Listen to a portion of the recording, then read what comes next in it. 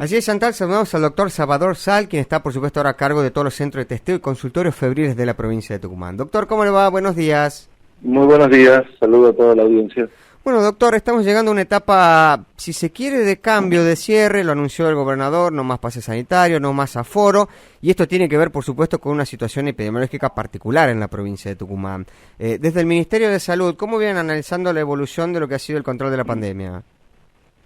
Bueno, tenemos en esta última, la tercera ola, la evolución fue muy favorable. Tuvimos, por todas estas medidas que se tomaron a nivel de la provincia, a nivel de salud, a nivel del Poder Ejecutivo, hizo que la curva baje rápidamente, así como aumentó. Entonces estamos en esa etapa, la etapa de evaluación. Seguimos en la última fase de la tercera ola y bueno, preparándonos para lo que vendrá para los meses de otoño e invierno con las otras patologías respiratorias, además de COVID. Ahora, el tema de la vacunación, que uno entiende es fundamental para poder tomar estas medidas que toma el gobernador. En la provincia de Tucumán, ¿estamos ya con inmunidad por rebaño, doctor? Todavía no lo pudimos determinar a eso. Sí, lo que hacemos nosotros es hincapié en completar los esquemas de vacunación y comenzar, porque sabemos que hay muchas personas que aún todavía no lo comenzaron. Entonces, sabemos que la vacunación jugó un papel importante, porque lo demuestran los números, las estadísticas, en esta tercera ola en la que tuvimos muchísimos casos en la provincia, pero con una baja internación y mortalidad con respecto a la segunda ola. Eso es importante, es un punto importante ese, doctor. Con respecto a eso, ¿cómo están hoy trabajando en los centros de testeos y los consultorios? Bueno, los centros de testeo que se encuentran abiertos desde ya hace 2 años, todo lo que son centros de testeo, consultorios febriles, y además tenemos los centros de testeo prehospitalarios, que son las carpas que uno lo ve en la ciudad, están en la Plaza Belgrano, en el Parque 9 de Julio, en Tafí del Valle, en San Pedro del Colalao, dando respuesta y permitiendo que la población se acerque por si tiene algún síntoma. Bien. Hoy, ¿cuáles son las recomendaciones a las personas? ¿Cuándo consultar o ir a los consultorios febriles y cuándo ir a un centro de testeo? Bueno, nosotros lo que logramos hacer es el paciente, la mayoría de los casos el centro de testeo está incluido en una guardia febril. Entonces la primera llegada del paciente es al centro de testeo. Recordemos que estamos trabajando con los pacientes sintomáticos, o sea, todo paciente sintomático, menor de 50 años o mayor de 50 años con factor de riesgo y sintomatología respiratoria, le hacemos un testeo. Le hacemos un test de antígeno o PCR si es necesario. Y al paciente menor de 50 años sintomático y que comprobamos que tiene un nexo epidemiológico o clínica compatible, le entregamos una constancia en la cual el paciente es positivo, porque esa constancia es válida, lo único que no hacemos es el testeo, pero se sube a la página, se carga como un positivo, y eso de esa forma estamos trabajando. Claro. ¿Quiénes pasan al consultorio febril? El consultorio febril pasa a los pacientes que están con clínica moderada o grave respiratoria para ser evaluados y pedido de métodos complementarios para su atención. Bien. Doctor, me llamaba la atención, la particularidad, y esto lo hablábamos con Chantal al inicio del programa, que en los partes sanitarios que emite la provincia se empezaron a registrar los autos test también. Eso es otra evaluación que se pueden realizar y que da otra posibilidad también. Sí, también tenemos pero lo bueno de esto es que al tener toda esta información vemos cómo la positividad tanto en los privados, en los públicos y los autotest va disminuyendo, entonces nos dice que estamos en baja de esta tercera ola. Entonces para eso nos sirve a nosotros para ver si la positividad, ya no tenemos un 80% de positividad como lo teníamos hace 3 o 4 semanas. ¿Hoy de cuánto es la positividad, doctor? Y hoy estamos aproximadamente vamos a dar un rango amplio entre el 10 y el 20%, porque depende del lugar. Claro, significa que de cada 10, 1 o 2 suele dar positivo. 1 o 2 son positivos. Bien. Consultarle sobre, cómo van a trabajar, recién nos mencionamos que ya se están preparando para el otoño y el invierno. ¿Los centros de testeo y los consultorios van a tener alguna modificación en su forma de atender?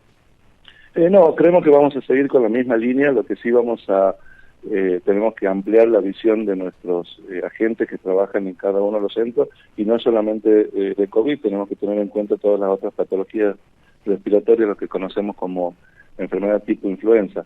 Entonces, seguramente vamos a ampliar nuestro panorama y vamos a tener en esta otoño-invierno, creemos que vamos a tener COVID y enfermedad tipo EPI en adultos y COVID y bronquiolitis en los niños. Entonces, para eso nos vamos a preparar. Para eso estamos haciendo reuniones constantes con todo el equipo de salud para determinar estos circuitos. Bien. Ahora, doctor, el retorno a clases con plena presencialidad que ya se plantea justamente para este año, plantea un panorama diferente, ¿no? Recordamos en el 2020 prácticamente no hubo bronquiolitis, la enfermedad que produce el neumococo, ni la hemos mencionado. Este año me imagino se preparan para un panorama diferente. Sí, recordemos que todos los virus respiratorios tienen la misma forma de contagio, que es en lugares concurridos, cerrados, que son muy volátiles estos virus. Entonces, por eso, cuando no teníamos clases,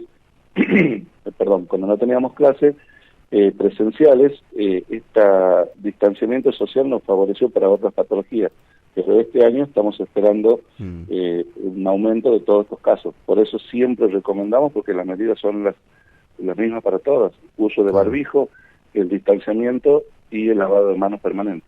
A ver, doctor, para que quede claro esto que nos decía, si alguien se cuida del COVID con las medidas que ya conocemos, ¿también se está cuidando de los otros virus respiratorios? Totalmente. Es así, ¿por qué? Porque lo vimos y usted lo acaba de decir. 2020-2021 no tuvimos bronquiolitis, o los casos de bronquiolitis eran menores. No tuvimos enfermedad tipo influenza. ¿Pero por qué? Porque había restricciones, porque usábamos el barbijo, porque teníamos lavado de manos, por el distanciamiento social. Creo que esa práctica no la tenemos que abandonar ni ahora, en este año ni más adelante. Bien. El doctor quiere consultarle. Ayer dábamos a conocer información de algunos países de Europa, caso puntual del Reino Unido, donde se ha dejado de aislar o se va a dejar de aislar a los pacientes positivos y los contactos estrechos, prácticamente declarando la enfermedad como una enfermedad endémica. ¿Vamos camino hacia eso acá en Argentina y en Latinoamérica también, doctor? Yo creo que sí, pero no me adelantaría a decir que estamos en ese punto. Sí seguiremos haciendo la vigilancia, sí seguiremos trabajando en detección de pacientes, aislarlos, porque es lo que nos dio el resultado, y ver cómo evoluciona. Yo personalmente, hasta que no tenga en mano la cantidad de positivos, no puedo decir que vamos a una endemia o a una desaparición de la pandemia. Ahora bien, en cuanto a los casos positivos, ¿se ha logrado precisar hoy cuáles son las variantes que tenemos predominantes en la provincia de Tucumán? La variante predominante que tenemos ya desde hace aproximadamente un mes es la Omicron. Esa variante es predominante ya acá en la Argentina y en Tucumán, obviamente. Bien, ¿ha logrado desplazar a la Delta del centro del escenario? Sí, la logró desplazar, por su rápido contagio. La tercera ola fue predominantemente variante Omicron, por eso tuvimos el pico tan alto, el ascenso brusco y el descenso brusco también, con todas las medidas que tomamos desde salud. Doctor, consultarle ya por último, teniendo en cuenta que la semana que viene empiezan las clases, ¿se está barajando dentro del Ministerio de Salud alguna campaña de vacunación especial durante el fin de semana? Lo viene haciendo el sistema del Ministerio, lo venimos haciendo ya desde hace mucho tiempo, en los cuales los fines de semana largamos campaña para los menores, para ver si podemos tener la mayor cantidad de vacunados antes de que comiencen las clases. Bien. Recuerden que hay un caso particular y que no es solamente los niños que van a la escuela. Recuerden que los padres, nosotros también vamos a ese edificio educativo, y por ahí a la hora de la salida o a la hora del ingreso, la aglomeración de personas en las escuelas hay que tener muy en cuenta para no producir un nuevo rebrote, ya sea de tipo EPI o de COVID. Bien, la responsabilidad de los padres también es fundamental, ¿no? La responsabilidad de la sociedad, de los padres, y trabajando en conjunto con el equipo de salud y el resto de los equipos de la provincia. Bien. Doctor, muy amable por su tiempo, muchísimas gracias por este contacto. Por favor, gracias a ustedes, a disposición. Que tenga un buen día.